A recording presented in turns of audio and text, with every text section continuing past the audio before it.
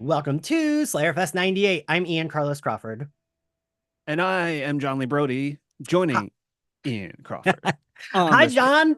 Hi, man. Thank you for inviting me to the special Patreon edition of your podcast and expanding our X-Men conversation. And I feel like it's very apt that when we first met, we had discussed the season one finale of X-Men 97, and now we're going all the way back to the beginning of X-Men 92. So I had been waiting to record for Night of the Sentinels because I recorded like episodes 2, 3, 4, and 5 back over the summer.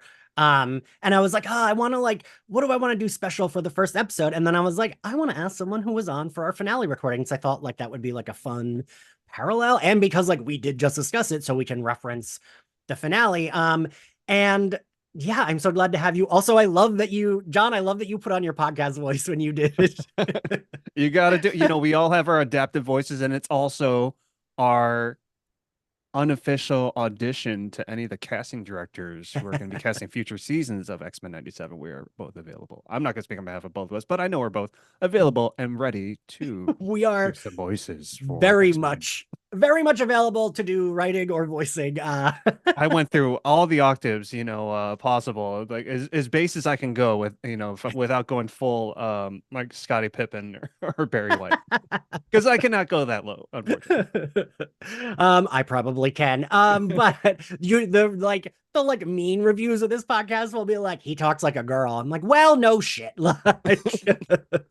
I was like, have you seen the description of this, the Right, whole like, podcast well. network? You all should read the room. So we're here to talk Night of the Sentinels, parts 1 and 2. John, how did you tell everyone how you got into X-Men? I am curious. Your like X-Men origin.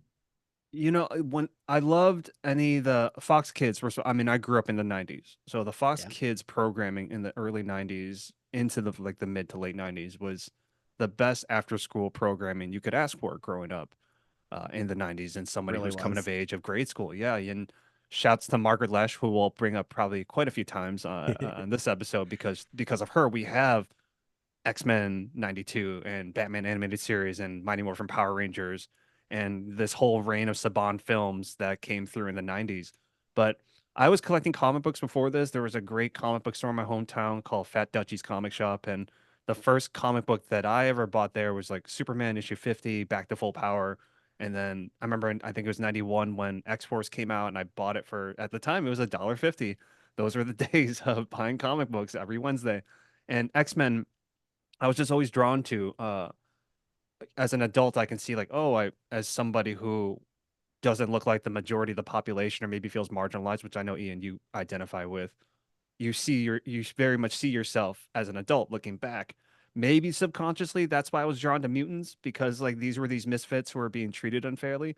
But I know as a kid, I also thought, oh wow, Cyclops can shoot lasers out of his eyes. Yes. That's really cool. Wolverine has claws. That is awesome. And anything that was animated, I was watching. And anyone who's listening to this, who also grew up in the 90s, and there was a lot of very eclectic varieties of animated series, like Captain Bucky O'Hare, and there's this cartoon called Widget, and James Bond Jr., which was also part of the Fox Kids programming. I just loved anything that was in cartoon form, and it just so happened one of them was X-Men that I was already reading the comic books for. It's funny you mentioned James Bond Jr. There were so many weird cartoons that like didn't need to be like kids converted to like kids properties or things that you wouldn't assume would be converted to kid like Beetlejuice and Mortal Kombat. But man, did I love all of And those. you look back, those really weren't for kids. I feel like these were like, because rewatching these two episodes, it's like, yeah, it was made in the 90s. Was it really made for, was it a message for the 90s? Sure. It's also very much a message like from the 90s, watching it now. And you look at it, was it geared towards kids? Sure, in the sense that it was in the form of a cartoon, but the Right. messages in there, you know, it can resonate with anybody from any age, but especially like as adults now looking back on, wow, this is 1992, an election year, which is probably why Fox didn't want it on the air, because there was such a strong Mm. political message ingrained in it. Which again, shouts to Margaret Lesh going, "You can fire me then.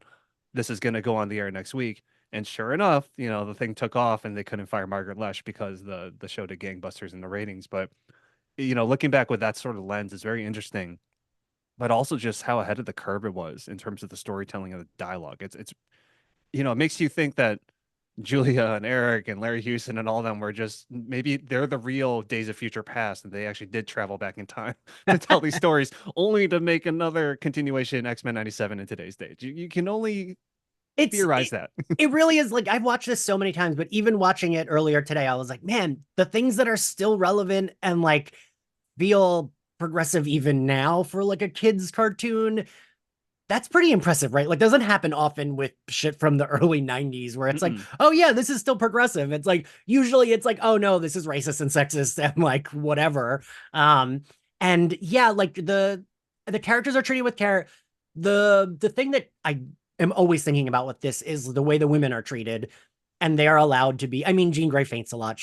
She's mostly useless, but like Rogan Storm are not, right? Like Mm-hmm. they are very much two of the most powerful on the team, arguably. And they're allowed to be, right?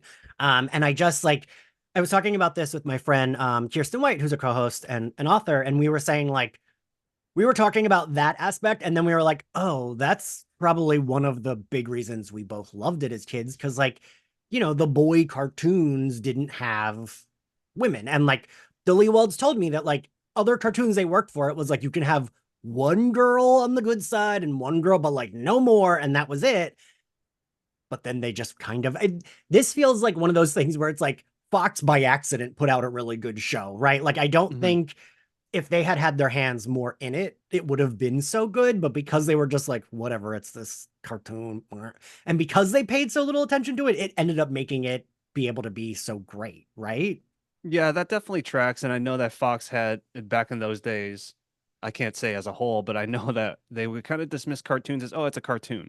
Yeah. And this happened with I remember the Toxic Crusader based off the Toxic Avenger. And I remember Another cartoon that is weird that it was made into a cartoon. so the funny story behind that, little behind the scenes on that, Lloyd Kaufman, bless his heart, he's the sweetheart, and he I met him really early on in my career, and he's always been very supportive of my career. And I remember early on, I asked him about Toxic Crusader. It's like, I love Toxic Crusader, but how did that get on the air? Because he's like, well, here's the thing. We got the first season, and then somebody saw the Toxic Avenger and went, wait, what the hell? Like, this is like porn. He's like, I thought you knew. It was just, I was as shocked as you were when you asked me to make this cartoon. And then that's why the Toxic Crusaders got canceled because somebody actually watched Toxic Avenger and figured out what it was based off of. I mean, that makes sense because I remember I was also like I watched the cartoon and then like the movie was on late at night on like USA and I'd be like, oh, this is the cartoon I love, and being like, what is this?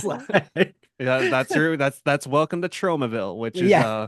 it can be a scary place if you do not know what you're getting in for, but if you do know, it is a wonderful, I don't even say guilty pleasure. It's just a wonderful like subcategory, especially for genre fans. But yeah, it's just everything you're saying is completely accurate. At least I would say of this too, because cartoons back then were just like, oh, it's a cartoon. Yeah. And which is why, like, when you watch Batman the animated series, some of the messages in that show are like they're so real and so rooted. And I would argue, and I don't think I would find much pushback on this, better writing on those shows than a lot of the live action shows that were going on at the time.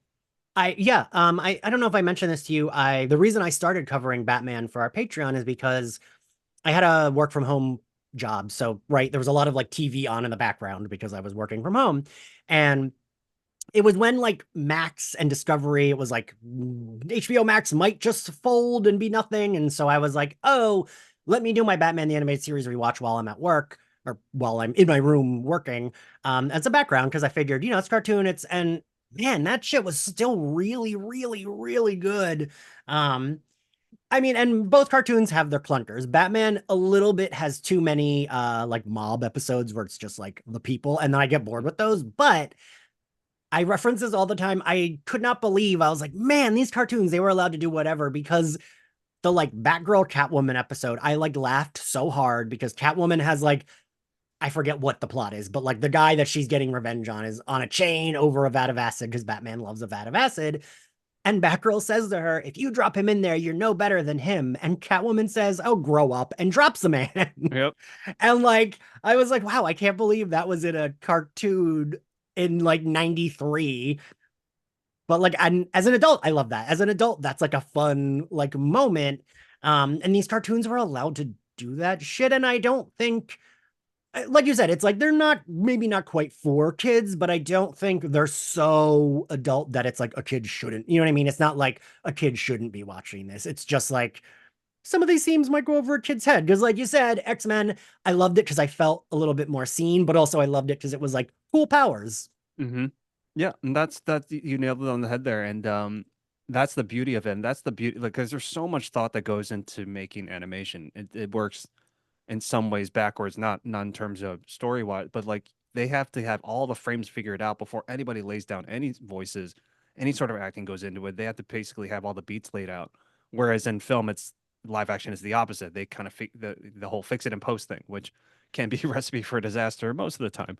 But yeah, it's just Batman animated, like the one that always, and we're side questing the Batman animated series. If you haven't done the Baby Doll episode yet, maybe I'll come on that Patreon and talk that, because that one messed me the fuck up. I didn't understand, like, because that one was like almost gave me nightmares because it was so eerie and really tapped into like the tension of horror.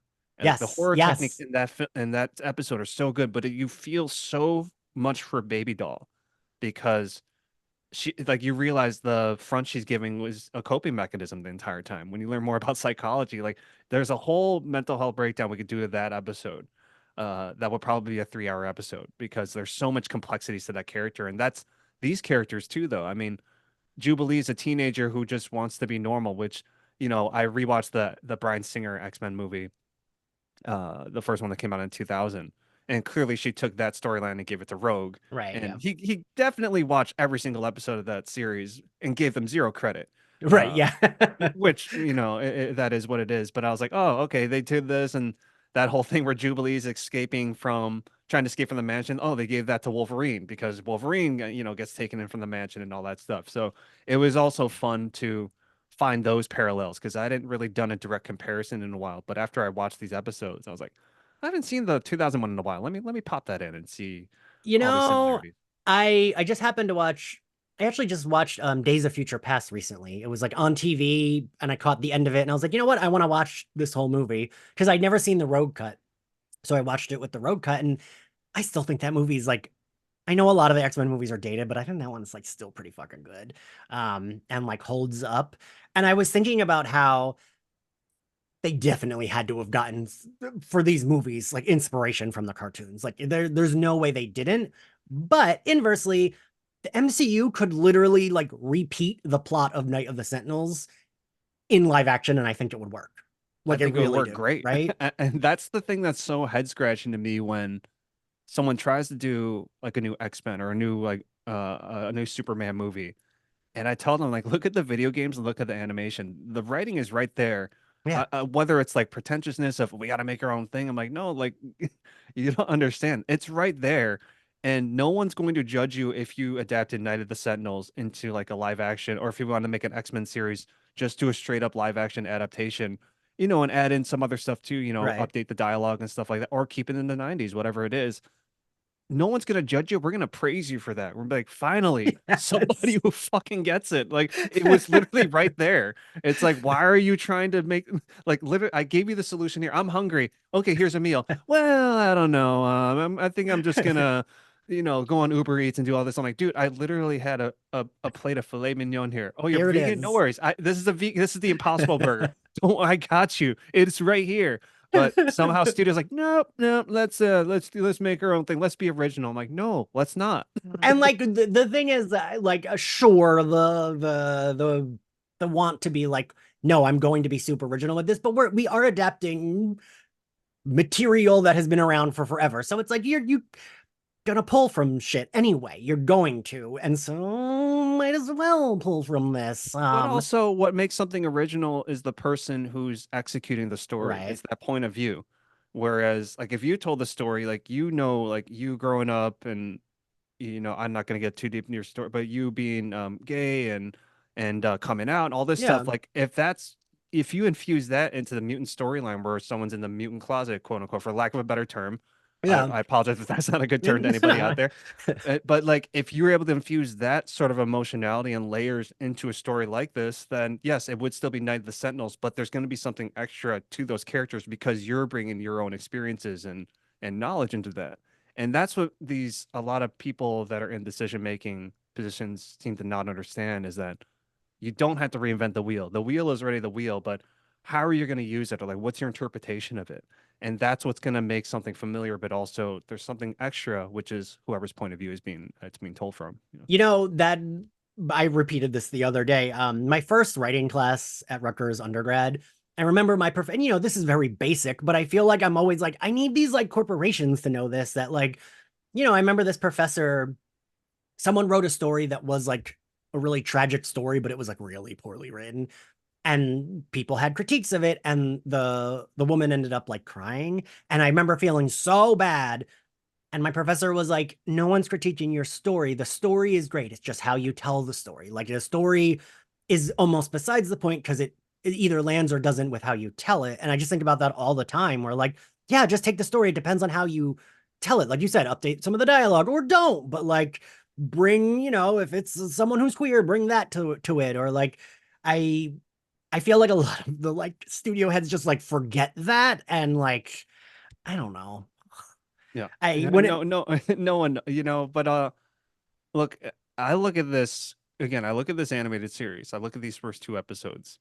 And the fact that we had Larry Houston, who, if for those that don't know, Larry Houston is a black man. Like for an African American male to be the head of this cartoon, directing this cartoon in the early 90s, which there were not opportunities for yeah. people of color. There just weren't, no matter what the medium was. So the fact that they got to do this again, it's like it's somehow squeaked by the system, and then Margaret Lesh going to bat for them, which is an amazing thing. And I believe it was, if I remember correctly, I believe it was Margaret who gave Eric and Julia the note of to up the stakes, which led to the morph death. Yeah. You So know, I have a quote about that, but it doesn't talk about that, but I because I did my episode 0 with them last year. And I just put it out. Let me I know I put it somewhere in my notes because I did. I I saw the clip on the Instagram oh because I yeah, do yeah, follow yeah. the Instagram page. I was like re-listening to it just, you know, in case. Oh, here we go. Um oh no, that's about the women. Oh no, I can't find the quote. Because he said something about like that they literally added morph just to kill him to up the stakes. Oh, what the hell is that? I know it's somewhere in my notes, but it's like somewhere in the middle. I think like when morph because of course I took 4 pages of notes. Of But course. but yeah, no, and like I think that works, right? It works, and I love that we got morph again and more so in the new series because he kind of right like back then kind of was like the character made to be killed, and then you know he came back from Sinister. But I as a kid I didn't really care much about morph. It was like, but I cared about the drama. I really and I even put this in my notes that as a kid, I remember thinking this was the most adult thing I had ever watched because they killed a character.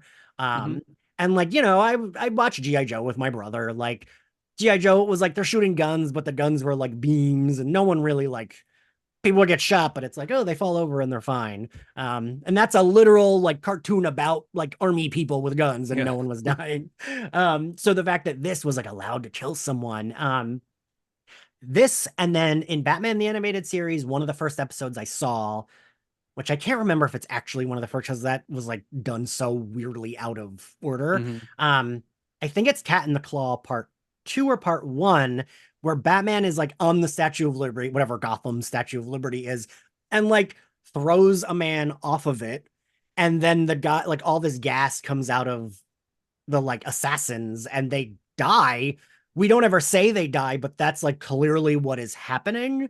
And I remember as a kid being like, ah, Yeah. that's so cool. Oh, that's so edgy. Like that like blew my mind. And you know, it's not super violent or gory. It's just like, yeah, this person died. Like But it's also like, oh, no wonder we're messed up. This is what we were watching as kids. It's like I would look at Batman '89, like he killed a lot of motherfuckers in that thing. yeah.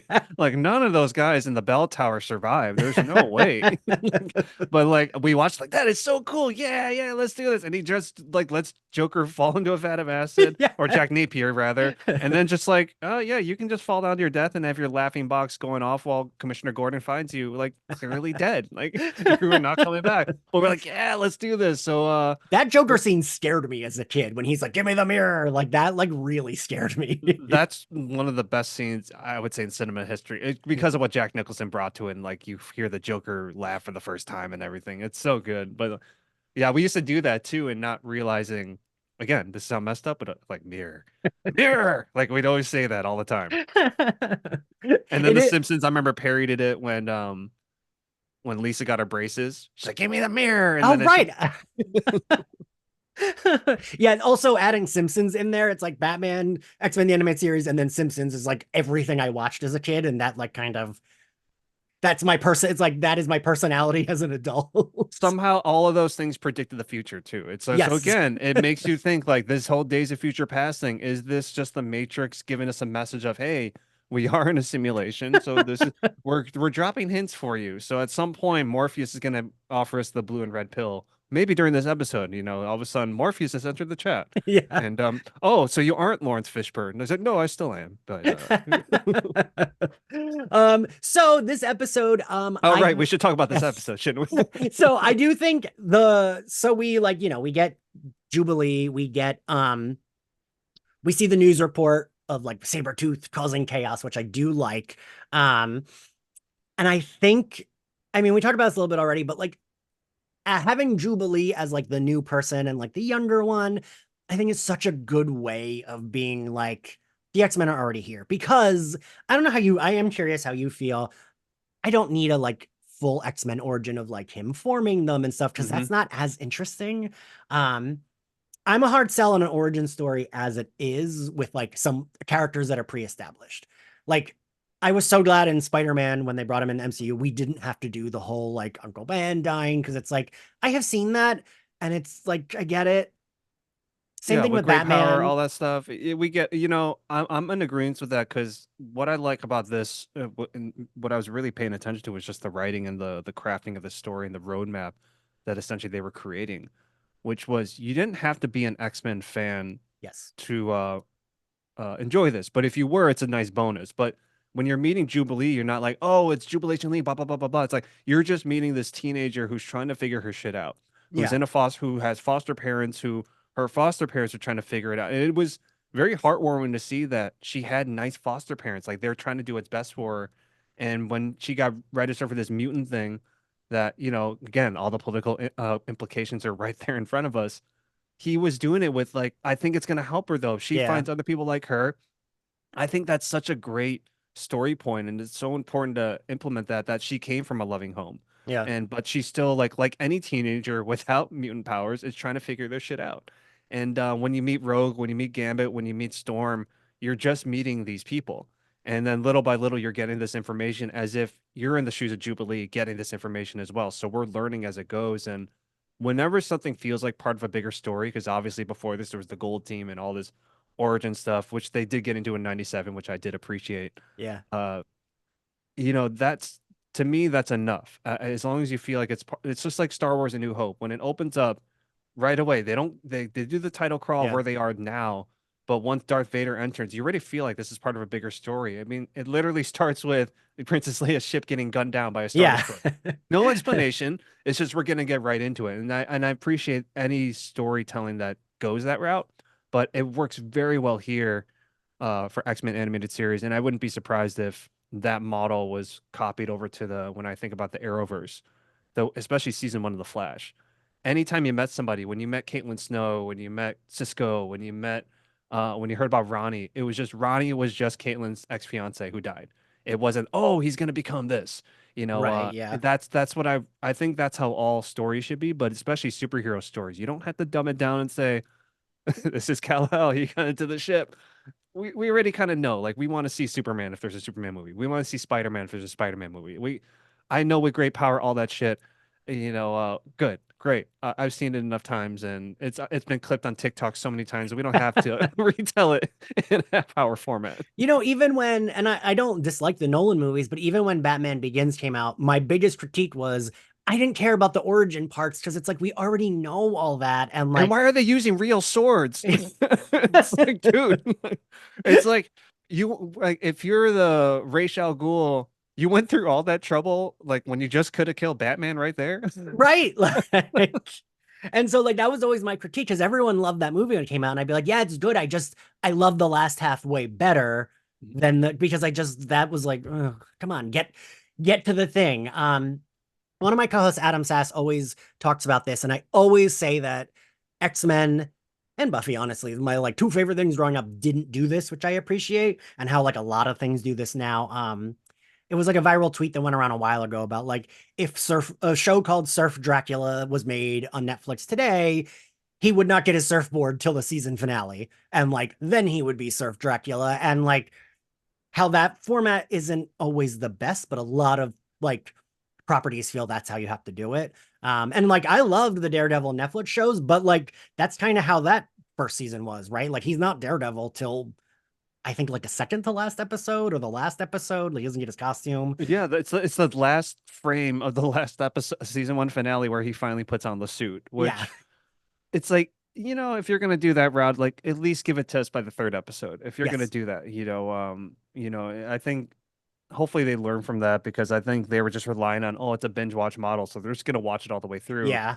But yeah, it's like there's nothing wrong with give us the dessert first. We're not gonna resent you for it. We're gonna love you for it because then you can get into what we really want to see, as opposed to all this exposition that's gonna take us 10 episodes to get there. So as a fellow horror gal, did you see Abigail? I haven't seen Abigail actually. Okay, well, this is not a spoiler because it spoils it in the trailer, but that I had like a minor, I did like it. It's fun. We love Melissa Barrera. We support her. But my biggest issue was the first half hour, they don't know that she is the vampire and it's supposed to be a mystery. And I'm like, but that's the whole movie. Like, I'm not I'm not into this because I know who they're like, oh, someone killed someone in the house. And it's like, but I know who did it. The trailer showed me that. What just let us know that right away. We don't need to do the like if we're That's that's like if you go to see Twilight and the twist is that Edward Cullen's and vampires. Like, right. good, you're Yeah. pretty. And that like was that was like my biggest, and it is only like 20-30 minutes, but still it's like, but the movie was promoted so we know who it is. Like why are we going around the house being like who could it be? And I feel like a lot of things like you said, you can give us a dessert first, that's fine, like we're adults, we can do I, that. I think we're in the mindset now because it's pretty much impossible to avoid spoilers because of social media and everything. But I don't think spoilers are, it can be depending on what it is, but for the most part, it's not going to affect Yeah. really the viewership as long as when you put thought into the journey of how it got there, people will appreciate it. Just like I'll use Star Wars again as an example. Like the prequels are what they were, but you're gonna kind of want to know, like, how did this kid who starts in a pod race become Darth Vader? Yeah. And now look, the prequels had their flaws and whatever, just like any movie does. But I tell anyone, you got to admit, Revenge of the Sith, that final scene on Mustafar, when you really see this was the real like physical transformation to Darth Vader, that all of that shit was dope. And I was like, okay, cool. I know he's Darth Vader, but I love seeing that part of it to fill in how that happened. Which I think that's how you should do your origin story, just to set up this mystery box and then maybe backtrack, maybe mid-season, Right, or because I don't care about Anakin being a pod racer. I still don't care, it doesn't yeah. matter. Like, Although that scene is really cool. I rewatched Phantom Menace last week. I'm like, that's a great scene. Like, and I remember seeing that in the theater, and and I remember having the video game too. There's a pod racing video game, and it was yep. an awesome video game for like N64. But yeah, it's just we don't need origin stories, and I love that there was a I think it's still around. How it should have ended on YouTube, and they Sounds did a familiar. Spider-Man 3 how it should have ended. And he's, all those Raimi movies start out, and for the record, I love those Raimi movies for what they are, even Spider-Man 3 for what it is. Because you just have to accept it for what it is. But he's always narrating, who am I? Yeah. And then so on the how it should have ended, it's like, Spider-Man, why do you always feel like you gotta tell us what's going on? He's like, well, because then people don't know the adventures I'm going on. It's like, yeah, Spider-Man, we're not stupid. Just get on with the thing and it's gonna be fine. He's like, no, no more narrating. Like this little kid's telling him. So that's what I always think of when it's like, we don't have to be dumb. You don't have to dumb it down. Audiences are very smart these days, and we Yes. can figure it out. And I mean, hell, that even goes like lends itself to Jubilee here, right? Like we Mhm. get, she doesn't, no one is like, oh, this is someone who is, adopted by a foster. Like we know this. We're not, she doesn't have to tell us what, like, we get her, and she also feels like a fully formed character, which all of them kind of do in this first episode. And I mean, it helps that they're from a comic, but I still think they're all pretty strongly written here and consistent with how they will be written. Um, which, and I don't blame shows when that doesn't happen, but some shows it's like the characters start off a little rocky and then we get there. But I feel like Jubilee is fully formed, and I love that she's sassy. I love that she's, I mean, she's only 13, but we would have been like 8 or 9 when this came out. So to me, she was like a cooler, older teen. Hmm. And I like wanted to be her. Like I wanted to be the cool kid that got to hang out with like the very cool adults in this mansion with powers. Um, and so I think it does a good job of bringing the viewers in, but also still, like we have said, making it kid friendly. Cause like as a kid, it was like, oh, she's a kid too. Like I could be part of the X-Men because this kid Hmm. is. And like, I don't know, I loved her out. I still like, I understand how 90s it is. And I am glad in 97 she got a new outfit because Hmm. it's it's just clothes. And I don't love when like someone's superhero costume is kind of just regular clothes. Unless it's like someone who's like they're just having different outfits and they happen to be a Look, if it's like superhero. John Constantine and that's Right. his shtick, then that's fine. Right. But the X-Men clearly have like uniforms, and everyone got a cool outfit except her. Yeah, she just has the jacket and jean shorts she was wearing at the mall as her outfit. But I like her. I like the introduction of her when the guy's like, you know how much that costs? And she's like, yeah, quarter. Like, Yeah. so good. And shout out to my buddy Allison Court, who was the original voice of Jubilee and Holly Chow. Like I was very happy when 97 was announced and they have an Asian American voice actor for Jubilee because it says when the Sentinel scans are all Terminator style, Chinese American. Oh, it Like, does? I didn't yeah, even realize that. That's funny. Yeah. yeah. So I was like, the attention to detail in this episode is very, incredible, but also credit to the source, the Stan Lees of the world. Like they made the job easy, not easy, quote unquote, because it's never easy to write a TV Right. show, but they honor the source material, unlike unfortunately, most things now. They're like, yeah, it's right here. Like, this is her origin story.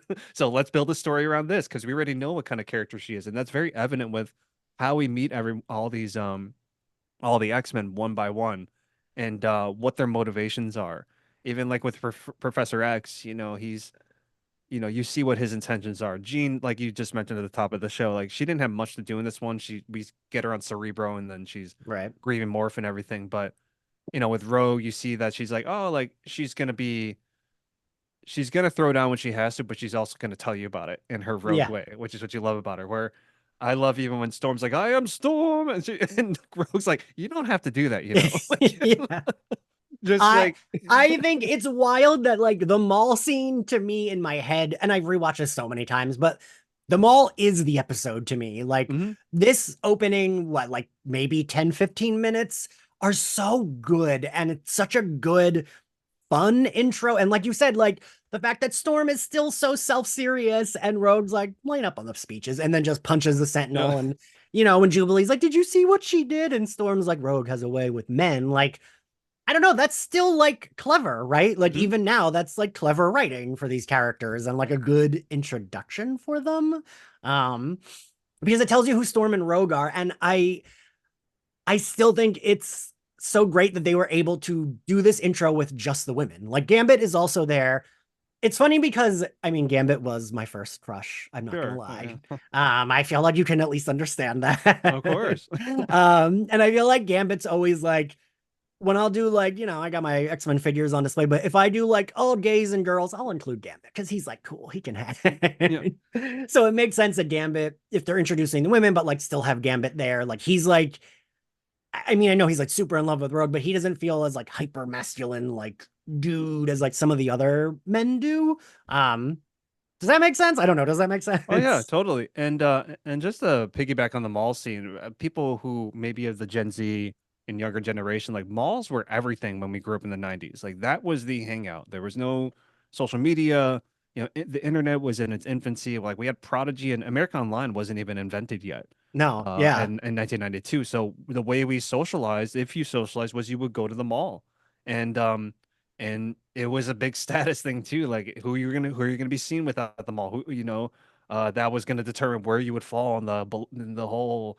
sacred high school hierarchy once you get to that age and all that stuff. But malls were everything. That was the central point of not just teenagers, but teenagers especially, because that was our one time of freedom because we Yeah. couldn't drive yet, no driver's license, but we were free to roam the mall by ourselves as long as we met our parents at a certain time for them to pick us up. Yeah. And so that was just so genius of a move because again, we really are experiencing at least the first, act of this episode through the lens of Jubilee and what it would be like to be a teenager uh, with mutant powers in a foster home. And then the one place that's supposed to be kind of your sacred ground, the mall, the arcade, like even that's taken away from you. Like your safe space is taken away. And then from there, I know as a kid, I was like, oh my God, I thought like, what if this happened when I was at the mall and there's a Sentinel? That's what goes through your mind as a young as a young kid in grade school kind of age in the 90s. And then from there you're all in. That's the emotional through line. That's when you buy in. But even as an adult, you're like, this is cool. Like this is dope. Yes. It's Fox Kids, but this anybody can watch this. Yes. And Eric Lewald actually said in our episode 0 that he thinks subconsciously he ripped off Terminator for this. He was like, I think subconsciously I was thinking of Terminator. It was a little bit of a ripoff, but and I was like, well, it still works. Like it doesn't feel like a, but it makes sense. Like, oh, the Terminator that like there's the arcade and stuff, but I don't know. It still works. And I have to point out, I got to be that person. Like the imagery of the Sentinel crashing through the like mall archways and saying like I am here to protect you as everyone is running and screaming. Mm-hmm. I feel like that is still pointed, right? Like, and it's I I'm constantly surprised, even though I shouldn't be because we are of an age where we grew up with this shit, where like that feels like something that like a group like Moms Against what name a fucking thing would then like be like this series is not allowed, it's not for kids, blah blah blah. Um and it's like weird that we were able to get this like no one's parents really cared that they were like it wasn't considered like a risque or whatever. Um the way like Batman Returns did get that backlash. But this I don't think it did, right? Like not to my No, knowledge. animated series very seldom, if ever, to my knowledge, got that because, and it's a running rule. Like people that I know that work in animation, people who've worked at Cartoon Network. I've got many uh friends who work in that world. It's still like that now. Like there's so many things you can still do in Mhm. animation that you can't do in live action. There's so many things you can say that you can't say in live action. I mean, look at any Pixar movie, any Disney That's movie, but true. Pixar especially. Like Pixar, there's a lot of messages, especially in The Incredibles. The Incredibles has a lot of messages in there, but it's presented in such a way where it's not threatening, Mhm. and I think just cartoons in general, you think cartoons, it's like, look, you watch Tom and Jerry, that's some fucked up stuff thinking when you think about it. You watch Looney Tunes, it's like, okay, Hanna-Barbera cartoons especially.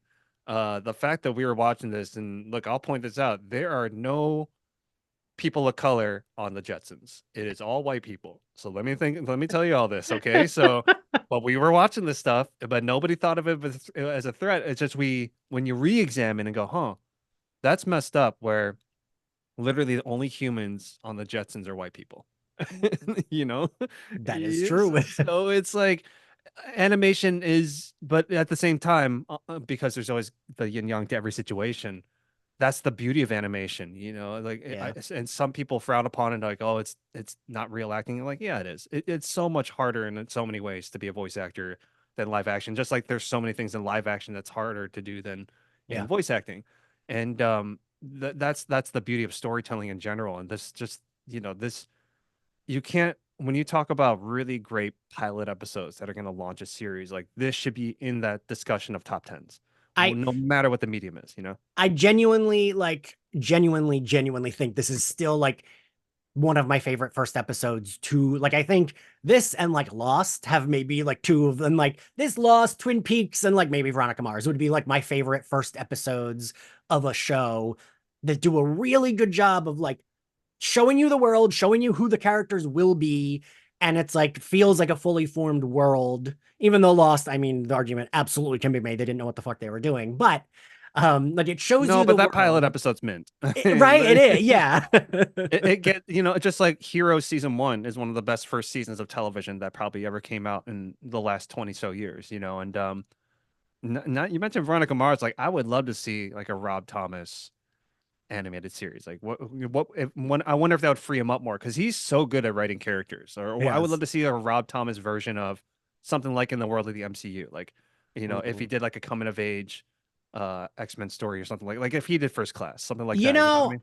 because of Veronica Mars, I'm always surprised Kristen Bell hasn't been put in a Marvel movie because I feel like her like snappy, sassy acting, it's like one for one. Like just do Veronica Mars, but make it XYZ character. And that would work really well.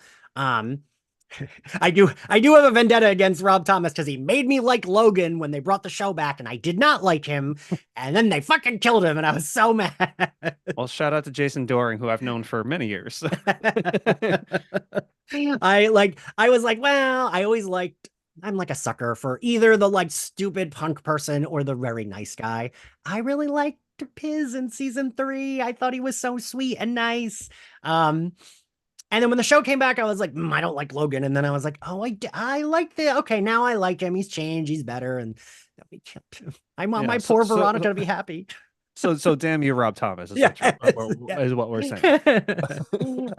But so Jubilee is being hunted. I do think it's also kind of cute that which would make sense, she kind of likes Gambit right away, right? Like I like that she does save him when the Sentinel's like, oh, he's like expendable or whatever, and she's like, get away from him, and she uses her powers like full force. And I don't know, it's funny that the dynamic we get is more Wolverine Jubilee because in this it is Gambit and Jubilee feel more like they would be a cute like duo of like Hmm. kid with adults, you know what I mean? Like adult with a kid sidekick. And that does make sense that Gambit would be someone, even taking out the fact that I would have been a gay boy with a crush on him, I feel like a kid would like him, right? Because he's like nice, he's friendly. Right? Like, don't you like wouldn't 10-year-old John have even been like, oh, this guy's nice? Like, You're going to go towards someone that seems more receptive towards talking to people. Like Wolverine, as we meet him here, he's not a people person. yeah. He legitimately. Now I get his frustration, but he legitimately punched Cyclops in the stomach. I was like, wow, I remember that, but like.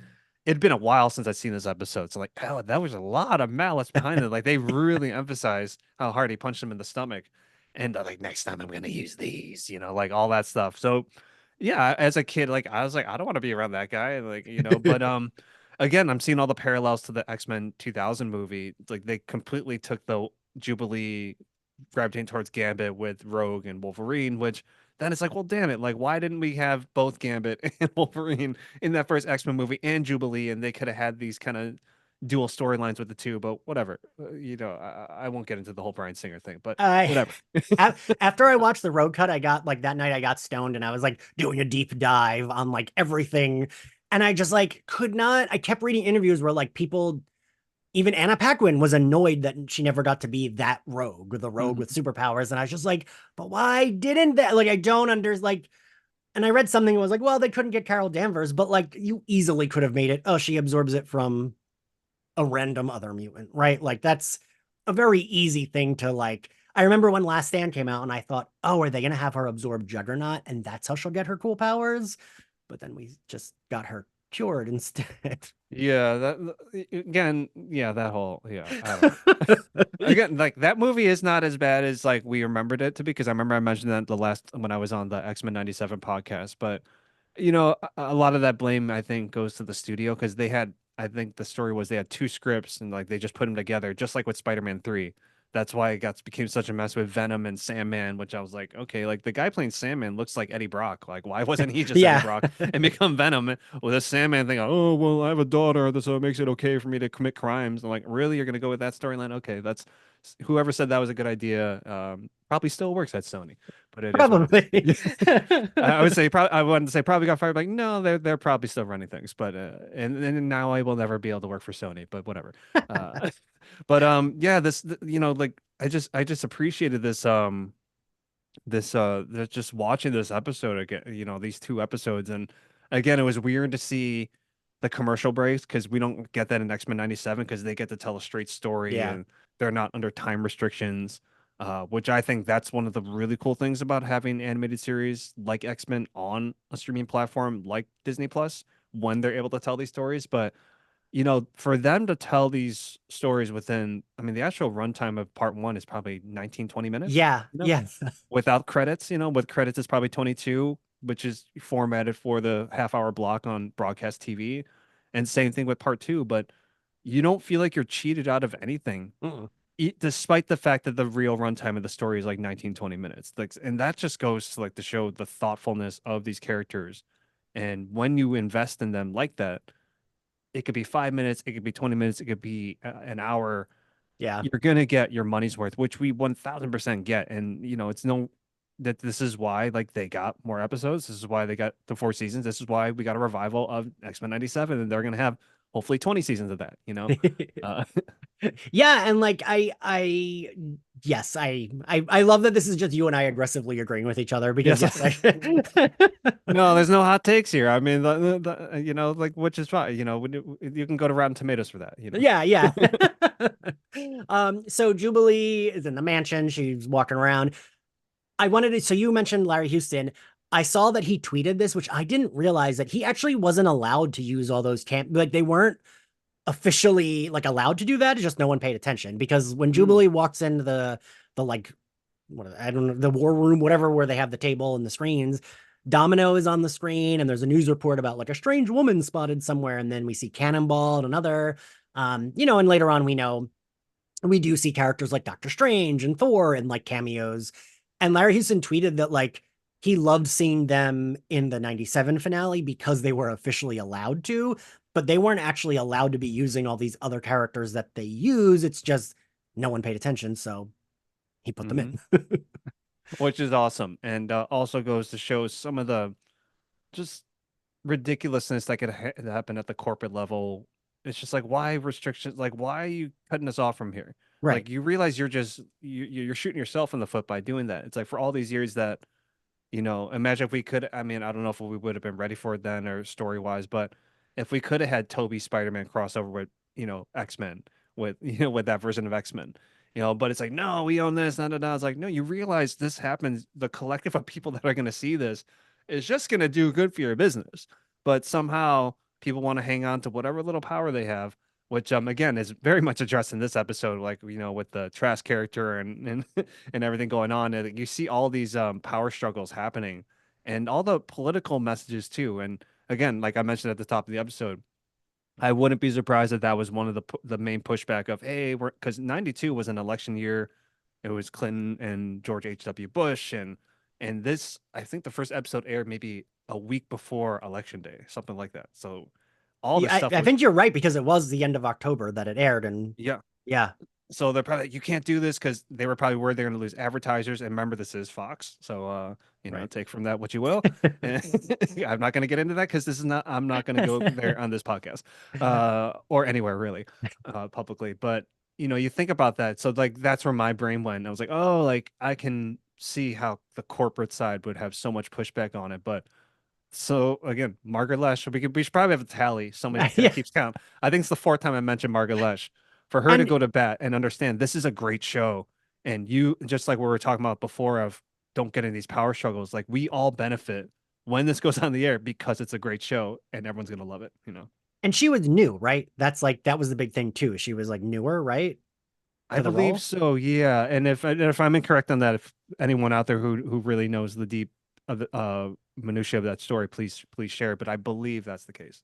Yeah, and that's it's also cool that like she took that risk, right? Because even if it's something you like, I would understand being like, well, this is a really good job I have. Maybe I'm not gonna like push so hard Hmm. because I don't want to lose my job if this does fail.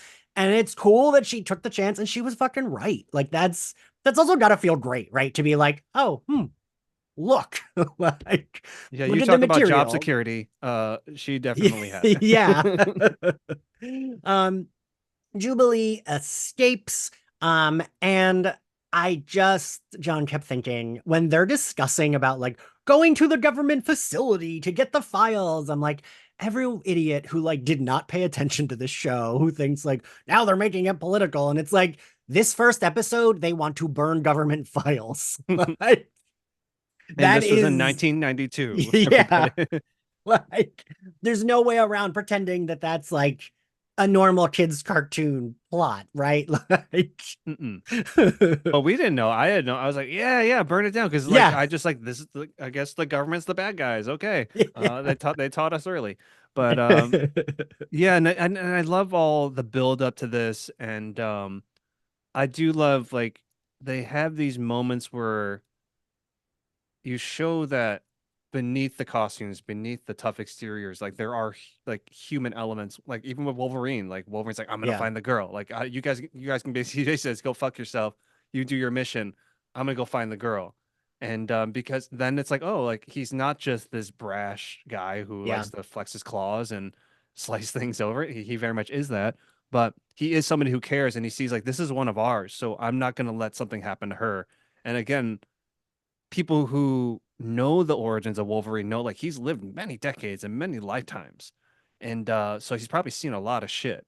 Yeah. And probably maybe I'm thinking of it now just saying it out loud to you like it may have been like a trauma response or something of reminding him of something in the past, that Yeah. maybe he didn't get there in time for somebody and he wants to make up for that, which would also explain why he takes more deaths so hard. Again, they Yeah. were best friends and everything, but I feel like and I'm sure when he discovered his mutant powers and then he found other people that were like him and maybe there was somebody he couldn't protect. So you feel all those layers to his character where it's like, yeah, he is this guy and he is like a hothead, but he is ultimately going to try to do the right thing. You And know, I think that's why as a kid, I mean, Jubilee was my favorite just because she was a kid, but Rogue and Wolverine were like my favorites. And I think it's because what you just said, like that Wolverine was allowed to be like an asshole and a grump, but still was like, this is my community. I'm gonna go save this kid because why would we leave a kid captured by this like crazy, robot that's hunting us? And Rogue is the same way. She appears all cheery, but she can like flip a sentinel over, but also we know she has this like pretty tragic backstory. And that like those are the kind of layers we like in storytelling, right? Like that's what we like when people are very like condescending about superhero shit. I'm like, but no, yeah, some of it can be bad, but like there's some really good storytelling in superhero stuff.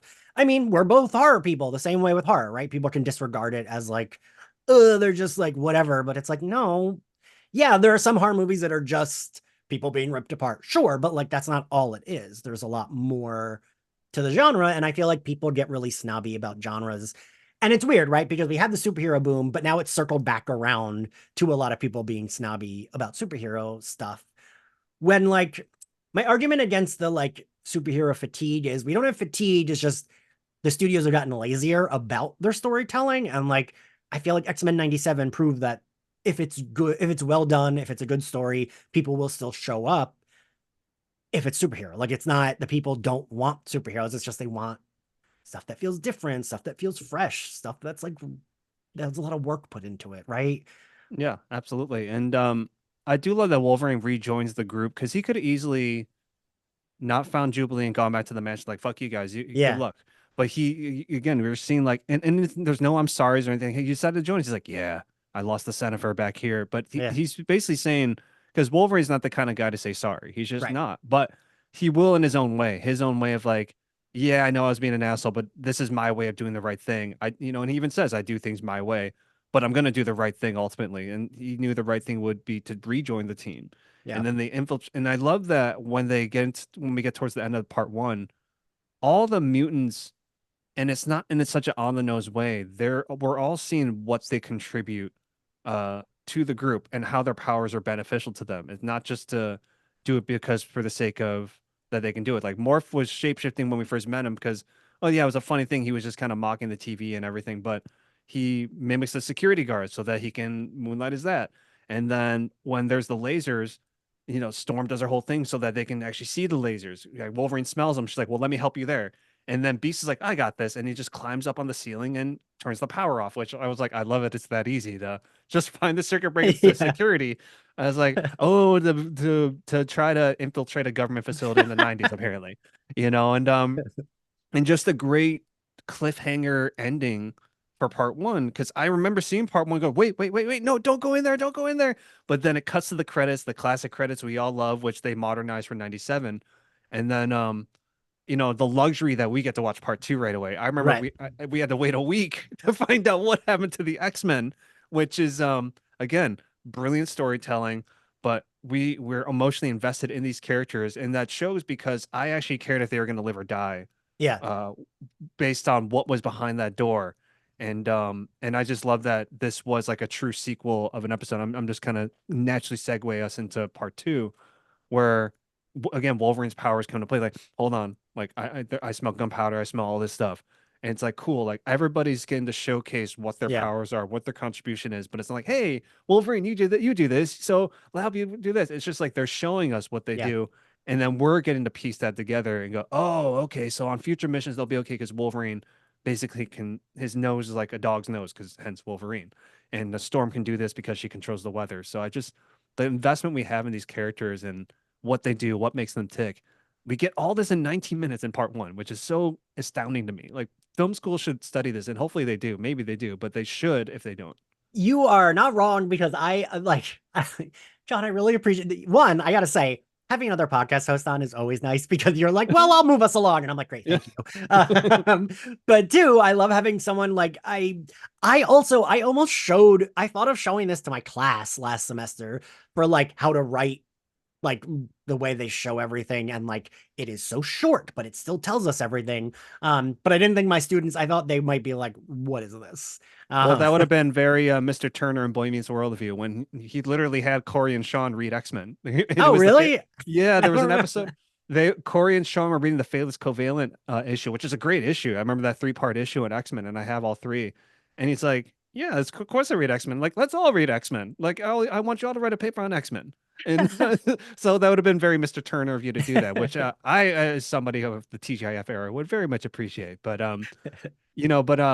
I view part one and two very much like part one was world building, but also showing us what's at stake, and then getting us emotionally invested. And then part two was it was more, I wouldn't say action heavy, but there was, well, I guess no, it was action heavy. There was a lot of action, but it made us earn that. Like they Yeah. didn't have to front load it with all the stuff. We got one really big scene, which was the Sentinels in the mall, and then we got a little more, and then we got Jubilee, captured in part one. So now part two is like, let's get this kid home safe.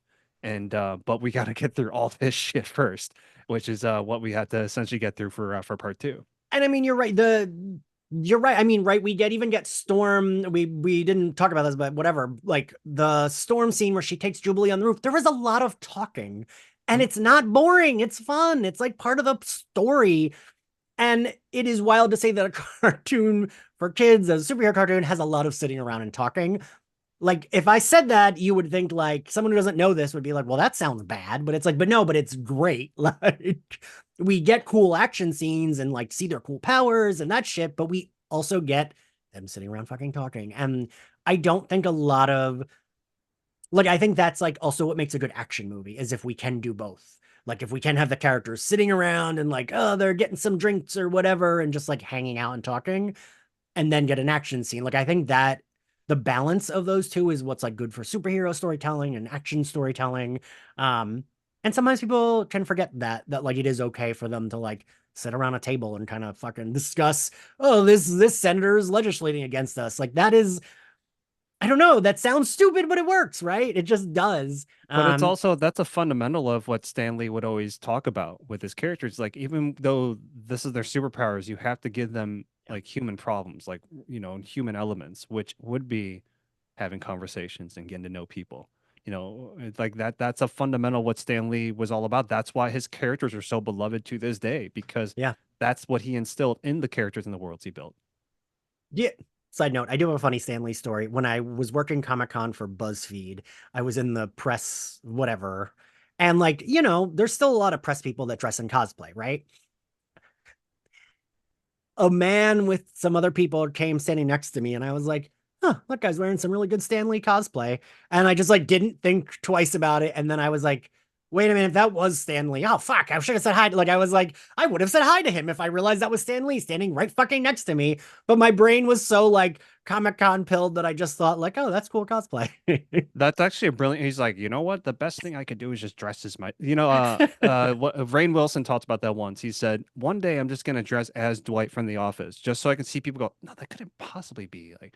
He was talking about being Dwight for Halloween, just so people like would wonder that can no, that's just a really good costume. Which I wouldn't put it past Stan Lee. First of all, Stan Lee, I don't think ever felt burdened by being recognized. He was always.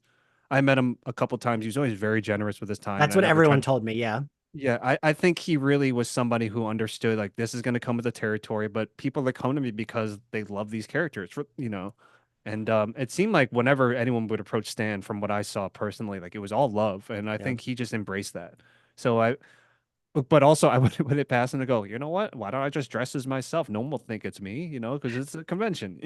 I mean, isn't that like the bit in Mallrats where like isn't it that they don't realize it's Stanley, but then it is Stanley? Isn't Yeah, that yeah. like his appearance in Mallrats? Well, no, no. So they do know it's Stan Lee because like Stan Lee is supposed to be there, but then all of a sudden he does show up and Brody talks to him and everything like Right, that. right.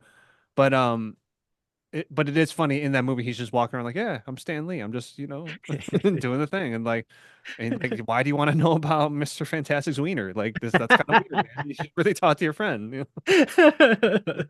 But So, although, but although Brody was asking what we're all thinking, like, can he actually stretch any part of his body? Like, and isn't that a joke in the second Fantastic Four movie? Doesn't like someone make a reference to him when he's in the club doing his like stretch? Doesn't like a woman say like, do all parts do that or something like I that? believe that was in the first one, and they asked Mm. the woman asked Chris Evans or as Johnny Storm's like, "Well, I've noticed him to be a little limp, or something like that." He says something along those lines, I just remember there being like some kind of like it wasn't like explicit, but it was like a reference to that. and like, why would Um, Mr. Fantastic be mad? I'd be like, yeah, I mean, unless he like can't do it, it's like, no, that's false advertising. But like, you right. already have Sue Storm, you had her before this Who powers. Like, cares? why Yeah. you're with Jessica Alba? You're doing fine. Ian Gruffold, whatever. So we where are we in this episode? Oh, so I gotta point out, I love how much nerd shit growing up being a huge nerd. I don't know if you'll agree with this. I learned a lot of words from like nerd things. Like there's a lot of stuff that like, oh, they said on Star Trek or Star that I thought were part of their fake lexicon, but were actually real things. And there's no way I knew what the fuck nom de guerre was when Beast is like, I always wondered where she got her nom de guerre. And like, I'm like, they said that in a kid's cartoon. There's no way anyone watching knew what that meant. I And barely. And it's so smart to do that one because that's so true of Hank McCoy and like that's Yes. how his brain works. Like to him, that's normal. For us, like Right. for most of us, like that seems like a foreign tongue. But when they have another character going, dude, like stop that. Like what are you even saying? Just like the way Storm talks, Rogue's like, come on, you don't have to give us a Yeah. monologue before you just do the powers. And yeah, and so it's like I really love part two because we earned all the action that we get, and then Yeah. we see all these backstories, and then we even see how the president interacts. The fact that we have a female president in this, think about that, everybody. This is 1992, and Bill Clinton is about to be elected president. This is as this part two is airing, but they have a female president in this cartoon, which is incredible to think when you think about that. And again, this goes to show that nobody at Fox Powers that Be were really watching the show Yeah. and paying attention. Yeah, and it's funny. I mean, I know you said you watched the clip, so I'm repeating myself. But like when Julia Leewald in our episode 0 said, like, the older I get, the more I look like her. And she said someone came up to her at Comic-Con was like, "Oh, did you guys base the president's design off you?" And she was like, "I didn't look like that back then, no." They were again, well, they were being prophetic. Again, this goes back to our Days of Future Past thing. So clearly they're time travelers and they knew this is Yeah. going to be the future right there. So they were being very meta in terms of what it's going to look like. So to Julia, my good friend, I'm just going to say, yes, it was based on you because they knew this is where you're going to end up because we know that you are nerd royalty to all of us. Also, the flex every time you're like, oh, my friend, no big deal." Yeah, no, it's a big deal. No, it's a big deal. But so we get to really the heart and soul of this show of what really reins us in is the unfortunate killing of Morph. But what I love about how they did this is that they didn't show us right away Yeah. what happened. All we really saw was Wolverine's reaction. Yeah. Again, I talked about this, the very aggressive punch to Cyclops' stomach, who Cyclops is great. He took it like a champ He because did. that's an adamantium punch with a lot of force behind it. And he's just like, oh, whatever, whatever, Logan. In one of the comics, me, you, and Gina are a throuple anyway, so it's fine. This is just one of our squabbles. This is true, everybody. Like, look it up. That's We'll totally get there canon. eventually. Yeah. It's totally canon, everybody. I'm not making that up. It's totally true. Which is why him and Morph is not totally an outlandish thought. It's really not. And a pre non-binary Morph too. Before, when you think about it, this is maybe was like a mask that Morph was wearing Yeah. before he was ready to be his true self. I Yeah. like to think of it that way, given how Morph is portrayed in X-Men 97. So Yeah. I think in that sense, that's pretty awesome and beautiful when you think about their overall trajectory. But the way that they presented this, and you just see Wolverine's reaction, you see Jean Grey's reaction, literal tears streaming down her face, and you just see how Wolverine deals with tragedy, which is not well. Yes. He gives Cyclops a convertible. This one he calls, tell him I gave him a convertible. I'm just gonna chop the thing off. You know, um, I kind of sound like Randy Savage there. Get the Slim Seven to a Slim Jim, brother. Okay, that That's was really good. yeah. I watched a lot of wrestling growing up too, but then as Wolverine's taking his drive, and this really cool, it looks like a vintage Bronco. When we get the flashback of what happened to fill in the blanks, it's like, oh my God, well, okay, I get it now. Like, we already know this happened, and we don't know what happened to Beast, and I'm jumping around, we still really don't know what's up with Beast by the end of this Right, yeah. episode, which is another thing. And so like you just see how And he spends a whole season in jail, which is wild. yeah, it's like what do you like? That's that justice for Beast. Let's get that Yeah. let's get that trending on Yeah. all the social media. But just the way this is all presented and the way they do ultimately come together as a team, to get Jubilee home, to do all and understand like this is what's at stake, but also again, to anyone who thinks it's out of left field that Morph and Wolverine could be a thing, like look at how he reacts to Morph's death. Like, Yeah. everyone reacted different. Everyone was very sad about it, but Wolverine is legitimately heartbroken. Like this was his person.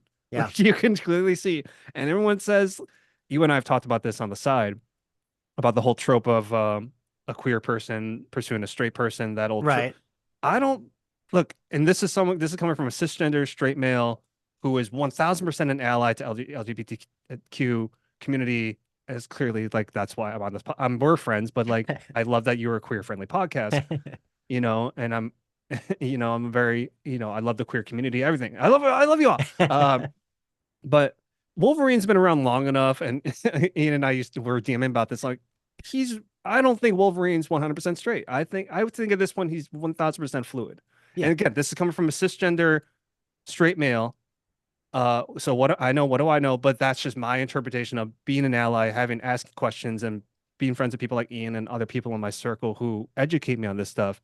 And if look, you live in 100+ years, I who I think just in that moment he could also be attracted to Jean, but Right. why not also be attracted to Morph? Both can be true. Yeah. And I mean, it's kind of like with vampire storytelling, right? Like it's like these are people that have been around, so of course they're gonna like not give a shit about, well, I can't, oh, I couldn't, that's too gay. It's like they probably would not care. Like, I don't think there was any of that labeling. I mean, you look at even 300, when you go back to those Spartan Roman empires, like you literally would get paired up with your person who was also like your lover. Like that's yeah. what they did back in those days. Look, to any of you macho guys who think that's not true, like look it up. It's in the history books. It literally happened. We're not making that up. So they say, write what you know, write what's based on truth. This is what goes on. So, but I also that scene hits much differently now, Yes. Yeah. having seen X-Men 97, which Yeah. which would be interesting to see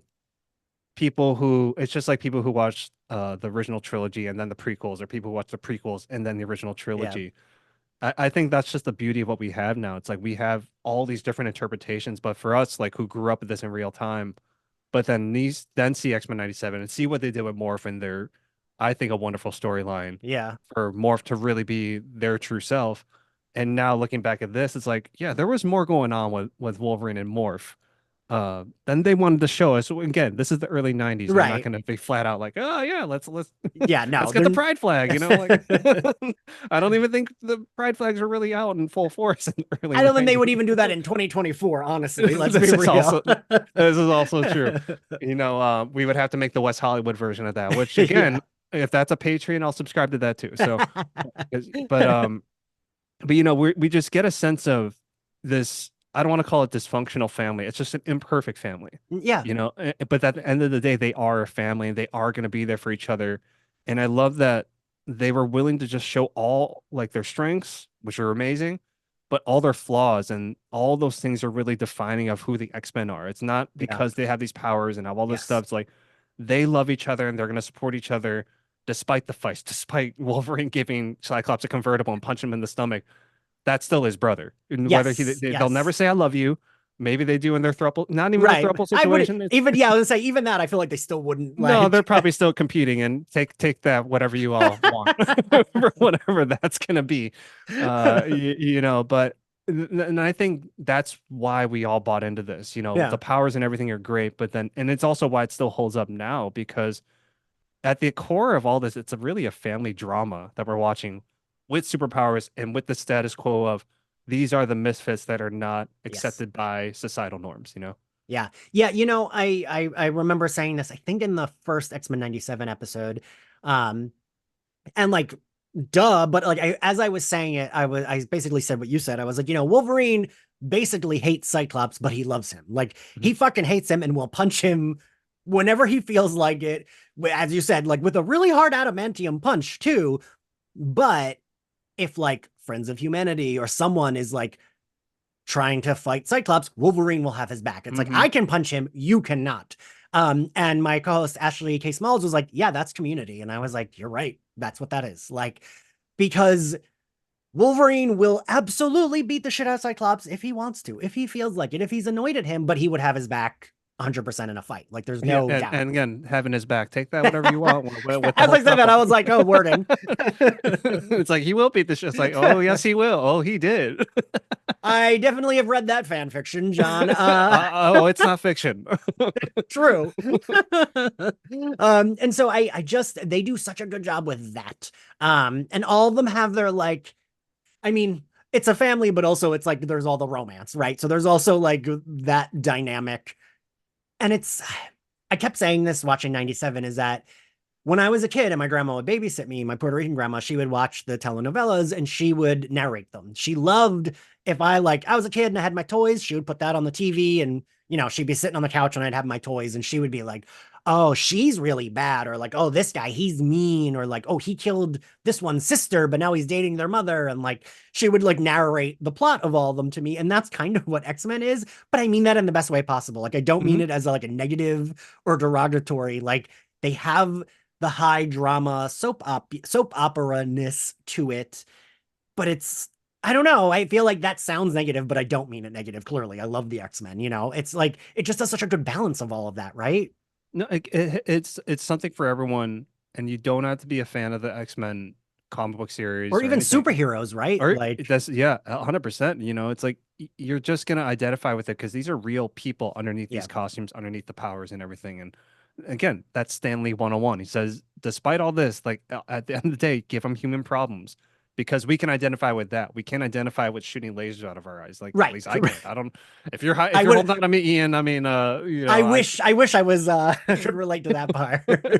but we can. It's like I can't relate to Peter Parker getting bit by a spider, but I can relate to a high school kid trying to figure out who he is, despite Right. the secret identity that everybody loves. You know what I mean? And they lay that foundation so beautifully in parts 1 and 2. And I know we didn't get into all the finer plot points, but I really felt like I wanted to hit all the in a broad way, but also talk about why those things are so important. So it's like, yeah, eat your heart out, Vin Diesel. This is the real family over at the X-Men. Give the X-Men some cars that can fly. Oh, they probably have had some already. They got the jet, Yeah, yeah. they got the jet, and and even that part where Wolverine cuts the top off of Cyclops' car, like, he doesn't try to shoot his laser beam at him. He just kind of like, that's Wolverine, Blowing some steam doing the off. Yeah. brotherly thing. That Yeah. that's he's gonna come back. I still love the guy. I'll never tell him this. but they do, Yeah. and they all know. And that's what I like. They don't try to over explain, well, why didn't Cyclops get mad? And why didn't Jean Grey do this? They're just saying like, hey, like, I'm here for you and all this stuff. They didn't dumb it down. And again, everybody could learn from this. I know it's a product of the 90s, but at the same time, this is such a timeless Yeah. way of how you want to build your world, how you want to make a TV episode or just tell a story in general. And this is such a shining example of that. So I'm glad I got to rewatch it and also like in full HD and everything. It's so because I remember watching on my standard definition TV, and I love that it still says in stereo when the Did you intro have comes on. the tapes from Pizza Hut? Because I had those. 100%. I had the cups too Love and those. everything, and I still have them. They're at my parents' house. They're very safe. They're right next to all the clear trading cards I showed you on the 97 podcast. I do feel like those VHS tapes are somewhere in my like I do feel like the like X-Men ones from Pizza Hut, I'm positive they have to be in a box somewhere. Cause like my parents' basement is pretty big and my dad has a storage unit that's like smaller, but has some like his work stuff and then like me and my brother's like stuff from when we were kids. And I do like I'm always like, I bet if I look through those, I could find those. Cause I would love to have those VHS tapes like on one of these shelves behind me. Just cause like I don't know, there's such a like thing from like one our childhood, right? Like And just I VHS treasured tapes in them. general. Just to Yeah. have it. It's like when people when vinyl started catching back on like 5 or so years ago, and people were displaying vinyl. I think VHS is going that route, I'd see if that. not already there. So I would say find those tapes. I know I have them. I just got to find the box they're in. So I think maybe we should both go bestow this mission upon ourselves to find our Pizza Hut VHS tapes. I think that's a pretty good. We should like encourage each other to keep going through a bunch of boring fucking boxes. Yeah, just like the X-Men encourage each other. So like, Wolverine wants to avenge his brother Morph, who I think is more than brother, and we're gonna encourage each other to find our relics of the early 90s from Pizza Hut when they used to have the awesome lunch buffet. I saw a TikTok the other day that was like living in the 90s, going to Pizza Hut, sitting in the smoking section, being excited. And it's like a girl with a pizza and there's all this smoke around her. And I was like, yeah, that's what it was like. It was all about that and those red cups and that all you can eat lunch buffet. It was the best thing. So any Gen Zers, I'm sorry you didn't live through that because there was nothing better than the Pizza Hut lunch buffet And the in the Pizza Hut 90s. buildings were so specific with the like Yeah. weird low roofs and like they were like a very specific look. There is still one around here actually that has I mean it closed forever ago, but it's become like 10 different things and hilariously at once it was a dentist office, but it was still a Pizza Hut. Like it was still the same building with the weird low ceiling. Yeah, the architecture was really something to see in real time. And I feel like I have a theory that Frank Gehry is this famous architect who, built the Disney Hall and everything. I think he pulled a Stephen King, like when Stephen King was Richard Bachman. I think I think Frank Gehry just like, oh, let me get a pseudonym and make something else. Because that's a very, like you said, a very distinct design. I have not seen since. Like I have only seen it on those Pizza Huts because where I grew up, there was a Pizza Hut, there was a Long John Silver's, there was all this stuff next to each other. Long John Silver's just looked like a converted house that went Yeah, into a yeah. restaurant. Most restaurants really did. Pizza Hut had that very distinct roof, how it kind of overlapped, and there was a little bit of if it was raining out, you could stand under that. So like Yeah. I'm telling you, if I don't know if Frank Gehry, I'm sure Frank, I don't know if Frank Gary's still alive or not, but if Frank Gehry, if it turned out, yeah, that was him under a pseudonym creating the Pizza Huts. Like, yeah, that tracks because who else could come up with that? I mean, I'm I gonna don't have to think ask they teach that in school. I'm gonna have to ask my dad about it. My dad's an architect. He'll Oh, love it. it My dad turns out loves the it was plot my twist is dad, that yeah. Ian's the plot twist is that Ian's dad is actually Frank Gehry.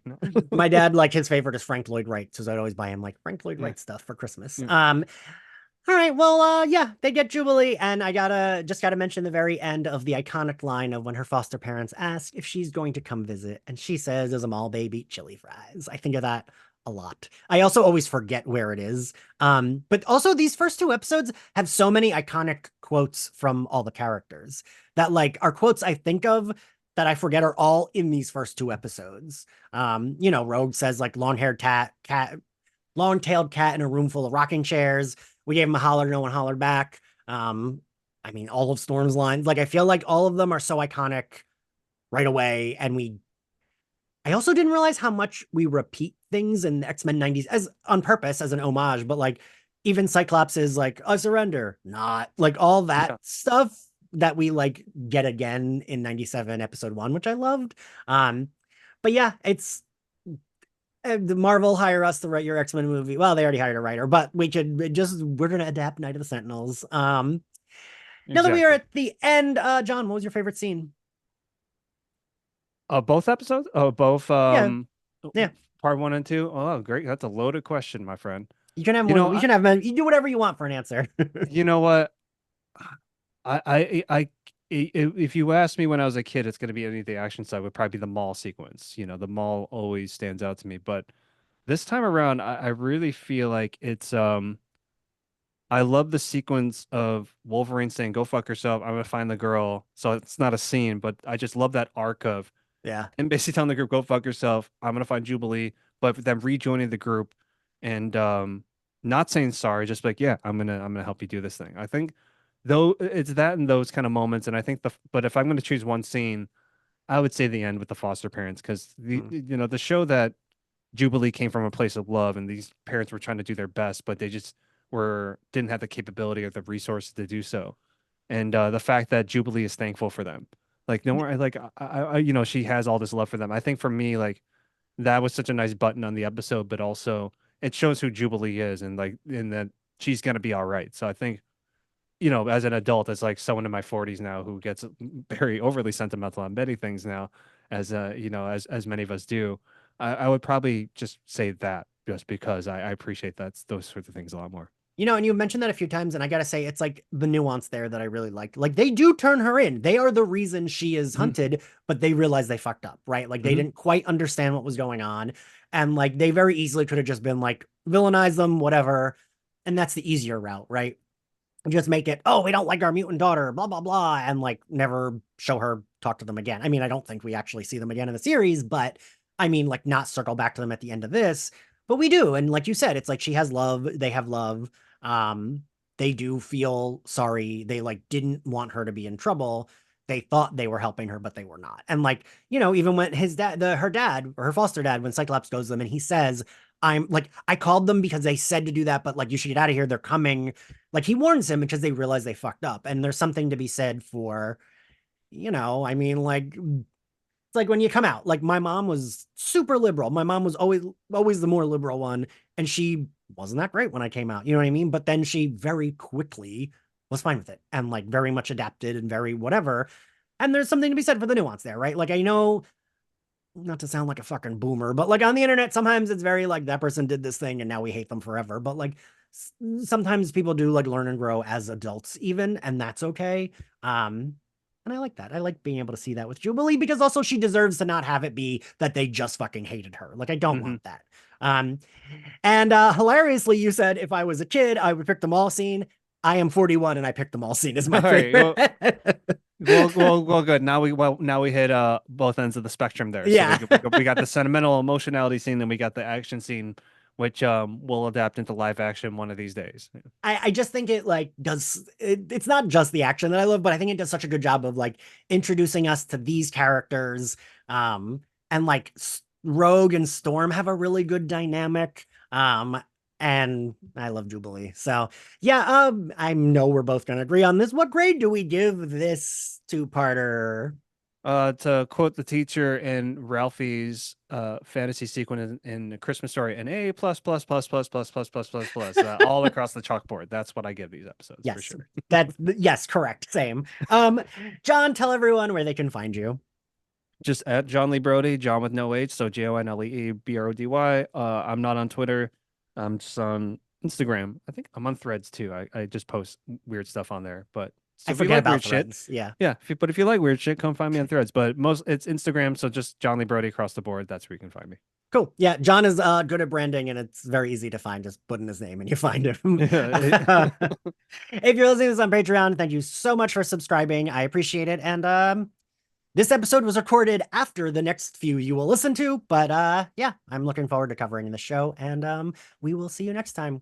Very Days of Future Bye. Past of you to do that.